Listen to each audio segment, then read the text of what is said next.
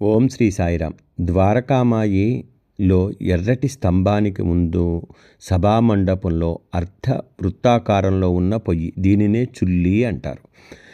దాని కుహరంలో చిన్న చిన్న చెక్క ముక్కలు వెలిగించి వంట కోసం దాన్ని అంచున లేతే హుండీని పాత్రను ఉంచేవారు. బాబా తన సగుణ రూపంలో ప్రేమ మరియు శ్రద్ధతో అన్నదానాన్ని ఆచరించి చూపించారు. బాబావారు వంట చేయడానికి ఈ వంట యొక్క పొయ్యినే చుల్లీనే ఉపయోగించేవారు.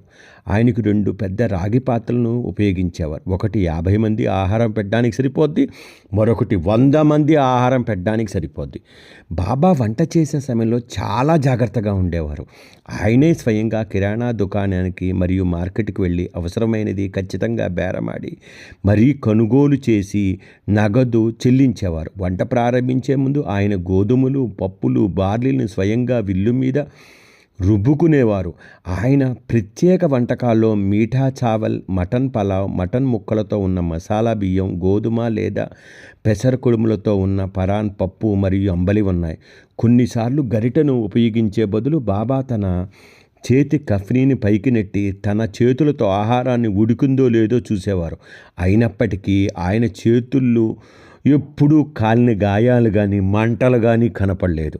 వంటతో సంతృప్తి చెందిన తర్వాత బాబా ఆహారాన్ని ద్వారకామాయి గర్భగుడికి తీసుకువెళ్ళేవారు. అక్కడ మౌలావి ఆహారం మీద ఆచారబద్ధమైన ఫతిమా ప్రార్థన చేసేవారు.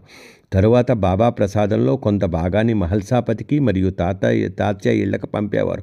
మిగిలిన వాటి ఆయన ఇక్కడ ఉన్న వారందరికీ ప్రేమగా వడ్డించి ఇంకా తీసుకోండి, ఇంకా కొంచెం తీసుకోండి అని చెప్పేవాళ్ళు. ఈ విషయం శ్రీ సాయి సచ్చరిత్రలో ఉంది అని మళ్ళీ మళ్ళీ అరిగి కోరి వడ్డించేవారు.